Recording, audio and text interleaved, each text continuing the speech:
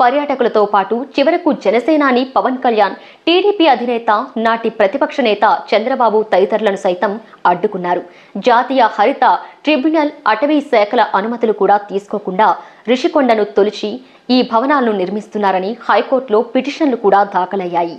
కూటమి ప్రభుత్వం అధికారంలోకి వచ్చాకే రిషికొండ ప్యాలెస్ ఏ రేంజ్లో ఉందో ప్రపంచానికి వెల్లడైంది. అంతర్జాతీయ స్థాయి ఇంటీరియర్తో దీన్ని నిర్మించారని స్పష్టమైంది. కేవలం ఒక్క బాత్ టబ్కే 30 లక్షలు చెల్లించారని తెలిసింది. ఇంకా స్పాలు, విశాలమైన బెడ్రూమ్లు, ఇలా ప్రతి ఒక్కటి కళ్ళు చెదిరే రేంజ్లో ఉన్నాయి. కాగా రిషికొండపై నాటి సీఎం జగన్ కుటుంబం కోసం నిర్మించిన ఆ భవనాలకు విద్యుత్ శాఖ అధికారులు తాజాగా నోటీసులు జారీ చేశారు.